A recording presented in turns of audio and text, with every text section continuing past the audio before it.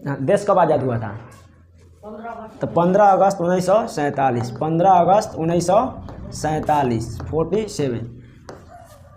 देश 1947 में आज़ाद हुआ था। आज से लगभग कितना वर्ष पहले? तो 76-77 वर्ष पहले देश आज़ाद हुआ था, 77 वर्ष पहले। लेकिन देश आज़ाद हुआ तो क्या हुआ? देश पे किसका शासन होगा? देश में लोकतंत्र होगा या राजतंत्र होगा? इस बातों पे क्या होने लगा? विचार होने लगा। तो ऐसे कहा गया कि देश क्या होना चाहिए? लोकतंत्र होना चाहिए। देश लोकतंत्र क्यों होना चाहिए? क्योंकि मतलब कि क्या होना चाहिए कि देश में जो ये है कि सारे लोग क्या करें, मिलजुल कर इसको अंग्रेजों से मतलब कि जीते हैं, आज़ाद किए हैं। तो देश को क्या होना चाहिए? स्वतंत्र होना चाहिए। ये सब करते करते, संविधान बनते बनते, सारा कुछ ठीक ठाक करते करते आ गया साल 1951, यानी सन 1951 आ गया, 1951। भारत में सर्वप्रथम चुनाव हुआ 1951, यानी कि 1951 में जब चुनाव हुआ तो इसमें क्या हुआ कि इसमें जो चुनाव हुआ तो 2 प्रत्याशी थे जो क्या बनने वाले थे? प्रधानमंत्री बनने वाले थे। जिसमें एक प्रत्याशी थे आपका पंडित जवाहरलाल नेहरू, पंडित जवाहरलाल नेहरू। और दूसरा प्रत्याशी जो थे उनका नाम क्या था? नहीं, इंदिरा गांधी इनका लड़की थी।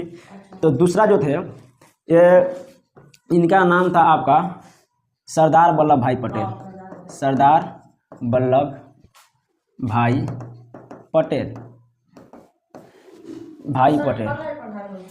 तो सरदार वल्लभ भाई पटेल थे। ये दोनों लोग क्या थे? मतलब कि ये दोनों लोग मतलब कि प्रधानमंत्री बनने का काबिल भी थे और इन लोगों को मतलब था भी कि प्रधानमंत्री बन जाए। लेकिन जैसे ही चुनाव हुआ तो बहुमत किसको मिला? चुनाव में बहुमत मिल गया सरदार वल्लभ भाई पटेल को। अब सरदार वल्लभ भाई पटेल को बहुमत मिला, लेकिन क्या हुआ कि पंडित जी से, यानी पंडित जवाहरलाल नेहरू जी इससे नाराज़ हो गए। हालांकि उस समय ईवीएम नहीं हुआ करता था, तो ये बोल देते वहाँ पर भी ईवीएम हैक हुआ है। तो यहाँ पे पंडित जवाहरलाल नेहरू नाराज़ हो गए, गांधी जी के पास गए, बोले कि देखिए ऐसा कीजिए, प्रधानमंत्री हमको बनना है तो बनना है। तो गांधी जी तो ऐसे व्यक्ति थे जिन्होंने भगत सिंह को मरने से, फांसी लगने से नहीं रोक पाए, तो नेहरू को क्या रोक पाते? क्योंकि इनका तो घर का आदमी थे। तो नेहरू सरदार वल्लभ भाई पटेल को मनाए और बोले कि देखिए इनको प्रधानमंत्री बनने दीजिए और आप गृह मंत्री बन जाइए। तो सरदार वल्लभ भाई पटेल को सिर्फ देश का प्यार था, न कि सत्ता से। तो यह क्या करे, ये गृह मंत्री बन गए। सबसे ज़्यादा कार्यकाल यही पंडित जवाहरलाल नेहरू चलाए, लगभग कितना बरस? 16 बरस। 16 बरस कौन चलाया कार्यकाल? पंडित जवाहरलाल नेहरू। मतलब लगातार 3 बार ये क्या बने? भारत के प्रधानमंत्री बने रहे। जब 3 बार भारत के प्रधानमंत्री बने रहे तो जैसे ही ये थे पद पे थे, तभी इनका क्या हो गया? मृत्यु हो गई। मतलब कि ये प्रधानमंत्री, ऐसे प्रधानमंत्री थे जो क्या थे? पद पे थे, तो ही मृत्यु हो गई। उसके बाद फिर चुनाव हुआ, उसमें नए प्रधानमंत्री के रूप में आए हमारे शास्त्री जी, जिनका नाम था लाल बहादुर शास्त्री। लाल बहादुर शास्त्री। ये लाल बहादुर शास्त्री भारत के बहुत अच्छे प्रधानमंत्री हुए। लाल बहादुर शास्त्री जी जब भारत के प्रधानमंत्री बने तो उस समय पाकिस्तान से क्या था? पाकिस्तान और भारत आमने सामने था। तो इससे लेकर समझौता होना था, जिसका एक समझौता का नाम था, जिसका नाम था ताशकंद समझौता।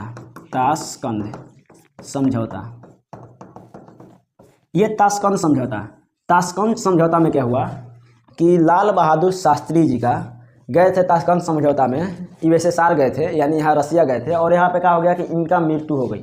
ऐसे हम तो इनको मृत्यु नहीं मानते हैं। इनका सिंपल कॉन्सेप्ट क्या है कि इनको मर्डर कर दिया गया था, खाना में जहर दे दिया गया था, जो कि यहाँ जब इनका शरीर आया, पार्थिव शरीर, तो मतलब कि उसमें क्या था? मतलब शरीर नीला पड़ गया था, लेकिन इंदिरा गांधी और कुछ लोग इनको पोस्टमार्टम नहीं होने दिया। ऐसे कहा जाता है, झूठ सच बोल के इनको क्या कर दिया गया? मतलब कि दफना दिया गया। उस समय ये हमारे देश के लिए क्या था? बहुत बुरे दिन था।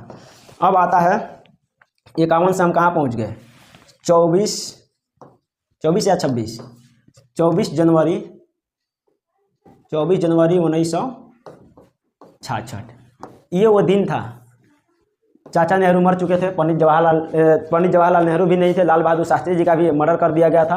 अब भाई इंदिरा गांधी, ये क्या थी? पंडित जवाहरलाल नेहरू की पुत्री थी, एकलौती बेटी थी। तो इनसे क्या हुआ कि लोग इनसे पंडित जवाहरलाल नेहरू का उम्मीद लगाकर बैठे थे। मतलब लोग ये कहने लगे कि इनमें क्या दिखते हैं? चाचा नेहरू दिखते हैं।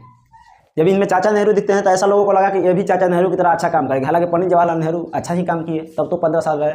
सबसे ज़्यादा कार्यकाल उनका ही रहा। लगातार 3 बार प्रधानमंत्री बनने वाले वही प्रथम व्यक्ति थे। दूसरा बार माननीय श्री नरेंद्र मोदी जी हैं, 3 बार लगातार सरकार बनाए। तो 24 या 26 है, याद नहीं आ रहा है। 24 जनवरी 1966 को कौन प्रधानमंत्री बना? इंदिरा गांधी बनी, जिनको आयरन लेडी ऑफ इंडिया कहा जाता है। ये 66 में जैसे ही बनी प्रधानमंत्री, उसी समय क्या आया था? अकाल आया था। अकाल 66 का अकाल। बाबू जब 66 का अकाल आया था तो ऐसे देश में गरीबी था, भूखमरी भी था, खेती नहीं हुआ था। ये पावर में आ गई गर्मी में, और गर्मी में आकर ये देश को सही से नहीं संभाल पाई, और क्या हो गया? देश में और गरीबी बढ़ गया। तो देश में और गरीबी बढ़ गया। तो जब देश में गरीबी और बढ़ा तो ये चुनाव के दूसरा कार्यकाल, मतलब पहला कार्यकाल खत्म हुआ, दूसरा बार जब चुनाव आने वाला था तो इन्होंने एक नारा दिया कि इंदिरा लाओ गरीबी हटाओ का नारा दिया। तो इंदिरा लाओ गरीबी हटाओ का जब नारा दिया ना ये दी ना इंदिरा गांधी ने, तो ये बात ये हो गया कि लोग क्या हो गए, लोग तो हैं मूर्ख, लोग पूरा इंदिरा का समर्थन कर दिया और इंदिरा दूसरा बार क्या बना ली, सरकार बना ली। कब? 1972 में, 71-72 मतलब 71 में, 1972 में इंदिरा गांधी का सरकार बना। किस आधार पे सरकार बना? अगर पूछेगा किस आधार पे सरकार बना तो ये गरीबी हटाओ का नारा दी थी, इंदिरा लाओ गरीबी हटाओ। तो गरीबी हटाओ का नारा दी और कितना, ये मतलब कि फिर सरकार बना ली। जैसे ये सरकार बनाई तो ये और पावर में आ गई, ये और पावर में आई और ये क्या हुआ कि मतलब कि ये और गरीबी बढ़ गया। गरीबी इतना बढ़ गया कि बिहार में भुखमरी आने लगा, बेरोजगारी बढ़ गया, भ्रष्टाचार बढ़ गया, ये सारा कुछ बढ़ गया। तो बिहार से छात्रों द्वारा आंदोलन शुरू हुआ, जिसे कहते हैं छात्र आंदोलन। मेरे प्यारे बच्चों, छात्र आंदोलन कहते हैं, छात्र आंदोलन, छात्र आंदोलन, ये छात्र आंदोलन कहते हैं।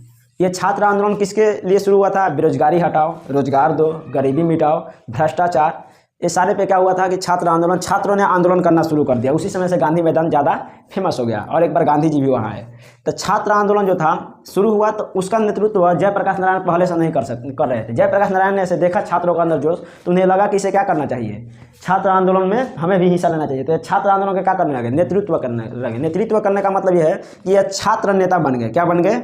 छात्र नेता, छात्र नेता, ये छात्र नेता बन गए और ये क्या करने लगे, उस आंदोलन को संबोधित करने लगे। ऐसे कहा जाता है कि जेपी यानी जयप्रकाश नारायण ये जो थे बहुत अच्छे व्यक्ति थे और इनसे चाचा नेहरू से भी इनका काफ़ी संबंध अच्छा था।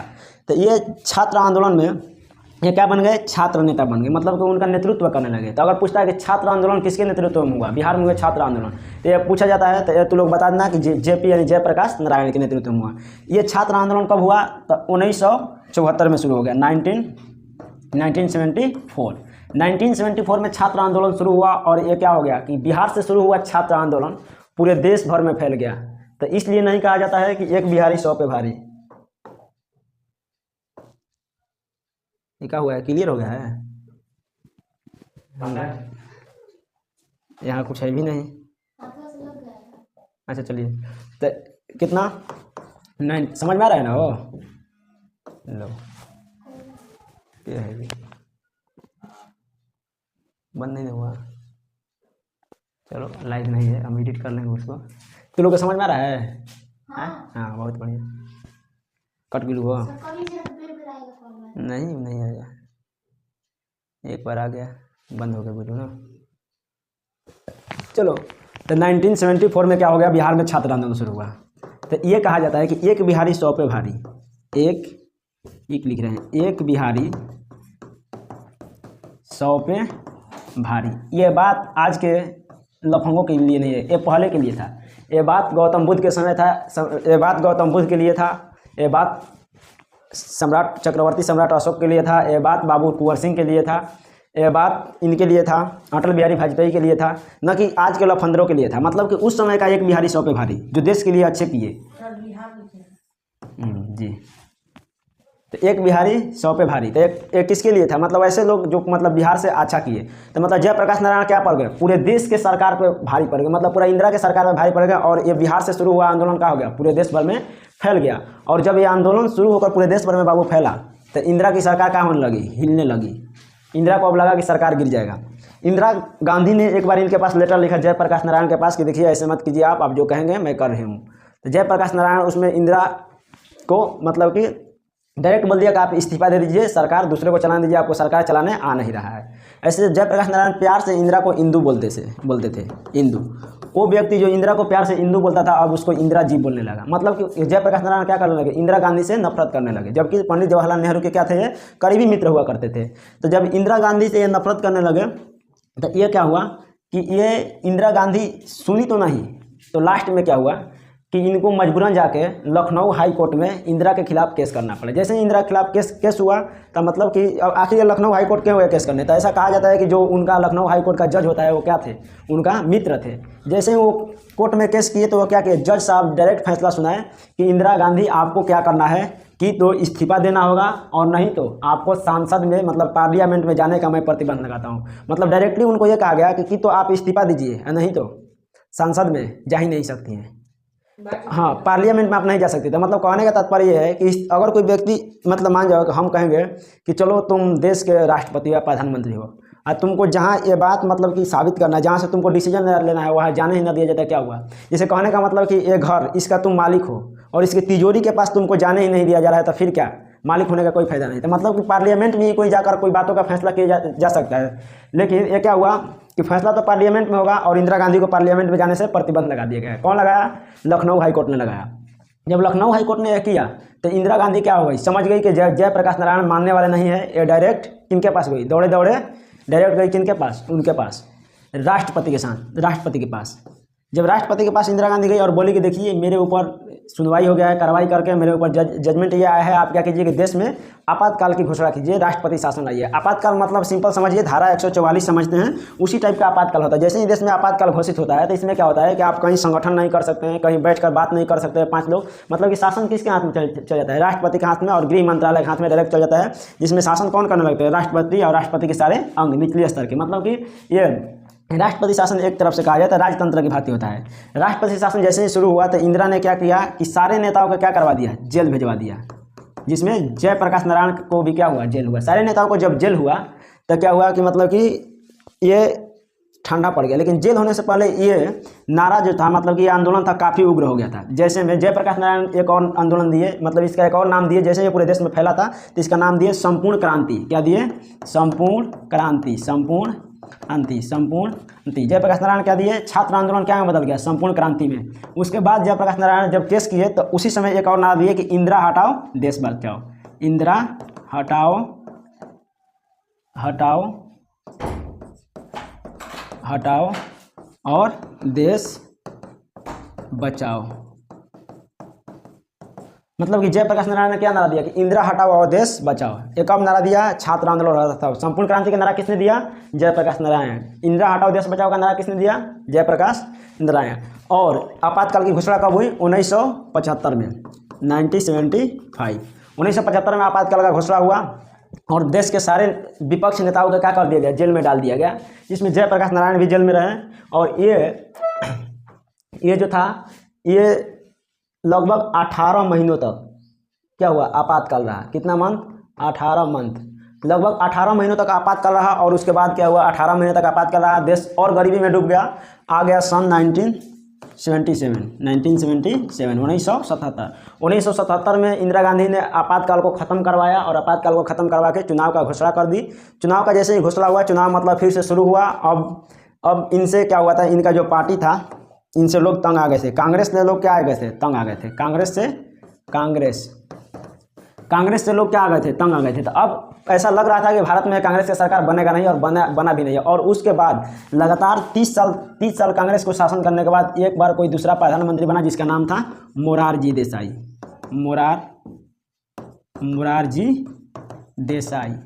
मोरारजी देसाई जनता दल। मतलब कि मोरारजी देसाई पहले ऐसे प्रधानमंत्री थे जो क्या थे? कांग्रेस से नहीं बने थे। ये जनता पार्टी जीती थी, जनता दल से बने थे। मतलब कि 30 साल बाद लगातार आज़ादी के 30 साल तक किसका शासन रहा देश पे? कांग्रेसों ने सरकार चलाई। शासन ही मैं मानता हूँ। उसके बाद गैर कांग्रेसी सरकार सर्वप्रथम कब बना? 1977 में। क्योंकि 1977 में मोरारजी देसाई क्या बन गए? भारत के नए प्रधानमंत्री बने। जब मोरारजी देसाई बने तो ये क्या थे? इनसे काफ़ी प्रभावित थे। किनसे प्रभावित थे? जयप्रकाश नारायण से। तो जयप्रकाश नारायण को इन्होंने एक लेटर लिखा और कहा कि देखिए जयप्रकाश जी, आप जेपी जी, आप कहाँ आइए, डायरेक्ट यहाँ पार्लियामेंट आइए, और मैं आपको राज्य कोटा से क्या बनाना चाहता हूँ? प्रधानमंत्री बना देना चाहता हूँ। प्रधानमंत्री। अब इसमें यहाँ 2 चीज़ है यहाँ कि ये देखिए, पहला बार प्रधानमंत्री बने क्या? जनता दल का, गैर कांग्रेसी, मतलब बिना कांग्रेस का। ये पहला बार बने। और तो भी देखिए इनका जो हृदय था इनसे काफ़ी प्रभावित थे। तो जयप्रकाश नारायण को क्या कर दिए? पत्र लिख दिए कि डायरेक्ट आप आइए, मैं आपको क्या बनाता हूँ? प्रधानमंत्री बनाता हूँ। लेकिन जयप्रकाश नारायण ये भी पहला व्यक्ति थे जो अपना सत्ता दूसरा को दे रहे थे। और जयप्रकाश नारायण भी पहला व्यक्ति थे जिन्होंने कहा कि जी हमें देश को क्या करना है? सुधारना है, संभालना है, हमें लूटना नहीं है। मैं क्या बनूंगा? प्रधानमंत्री नहीं बनूंगा। तो भारत के पहला ऐसा व्यक्ति थे जिन्होंने प्रधानमंत्री बनने से साफ क्या कर दिए? प्रधानमंत्री बनने से साफ ये मना कर दिए मोरारजी देसाई के। तो ये था। तो ये जो किसान आंदोलन था, ये छात्र आंदोलन था, ये क्या था? ये संघर्ष था। तो छात्र आंदोलन का पूछता है, छात्र आंदोलन का मुख्य कारण क्या था? तो छात्र आंदोलन का मुख्य कारण भ्रष्टाचार, बेरोजगारी, गरीबी हटाओ, भूखमरी, ये सब था, मुख्य कारण था। ये पूछता है कि छात्र आंदोलन मतलब शुरू कब हुआ, कब शुरू हुआ था? 1974 में शुरू हुआ। कहीं कहीं 75 भी देता है, अगर 4 ना रहेगा ऑप्शन में इसको भी मारना है। संपूर्ण क्रांति का नारा किसने दिया? जयप्रकाश नारायण। इंदिरा हटाओ देश बचाओ का नारा किसने दिया? जयप्रकाश नारायण। अब तो ये था संघर्ष, ये होता है आपका संघर्ष।